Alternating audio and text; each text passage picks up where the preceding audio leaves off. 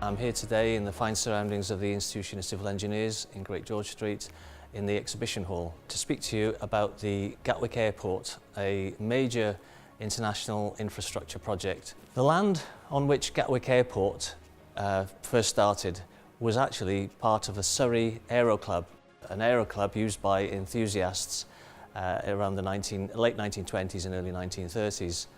A gentleman named Maurice Jackaway thought that a business could be built by putting a public airport on that land.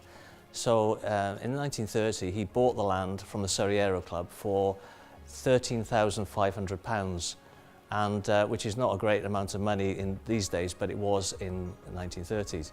He developed an aerodrome there, and just 4 years later it was opened, and it took over from London Croydon Airport. Today the airport is a lot larger than it was in Maurice Jackaway's time. It has expanded to provide flights to 228 destinations. It carries 46.5 million passengers in 2017. It also has a large freight throughput with 97,000 tonnes of cargo each year. There are some 50 different airlines using Gatwick Airport, and which has changed dramatically over the years, and particularly with recent long-haul growth. It was the first airport terminal building to provide covered access from the terminal to the aircraft.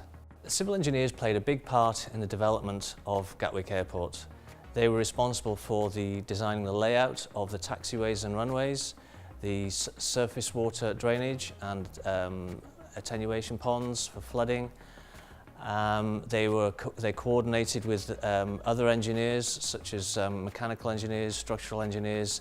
There are many structures at the airport, so the role of civil engineers is great.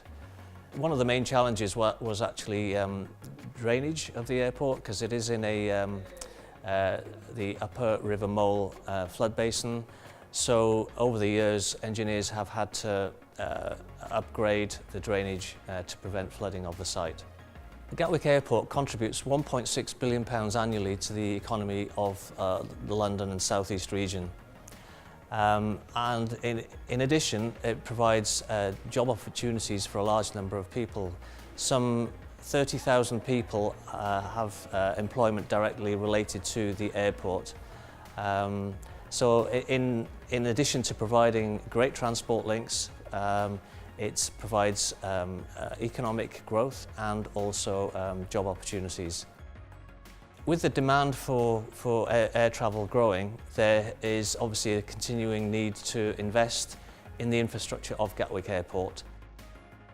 The airport will be investing around £250 million over the next 5 years, and approximately £200 million the following 5 years, to make sure that the airport is able to provide the level of service that is expected and cope with the growth in air travel in Gatwick, in the expansion and maintenance of the existing assets, does provide huge opportunities for civil engineers going forward over the next decades. There'll always be a need to maintain the runways, to improve the drainage systems, and possible expansion also. Well, I would definitely recommend a career in civil engineering. From my perspective, I've had a great number of years travelling overseas and working on great projects, working with some great international engineers.